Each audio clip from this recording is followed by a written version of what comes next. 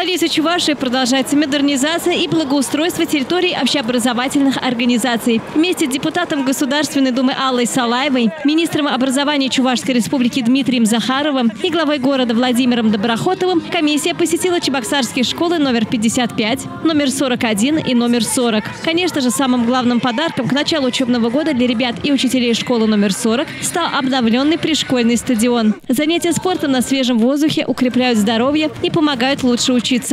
Это современная площадка с резиновым покрытием для командных игр и тренажеры. Обновленные пришкольные стадионы с современными футбольными и баскетбольными площадками – радость и для детей, и для педагогического коллектива школы. До преображения стояло очень много деревьев.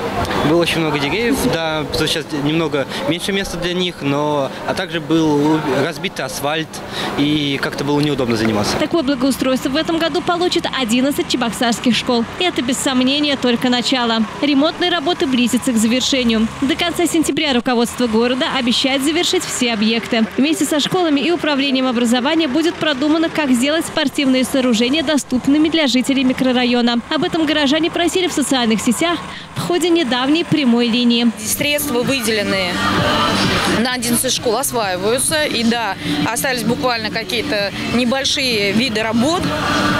Но в целом по всем 11 школам мы понимаем, что на этой неделе до понедельника, может быть на следующей неделе уже все будет сделано под ключ. Останется уже заходить в осень и весной, когда вырастет трава и все это заживет новыми красками. И судя по реакции родителей, детей, самое главное, учителей, мы понимаем, что это долгожданные объекты, и школы сегодня преобразились те, которые лет по 20-30 не могли не мечтать.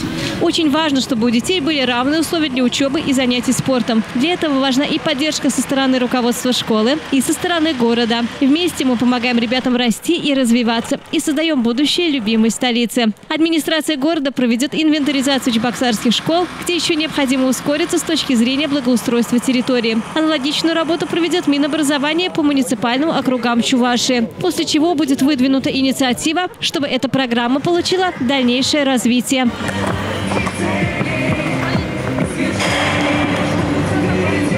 Елена Яковлева, Антон Небытов. Жизнь столицы.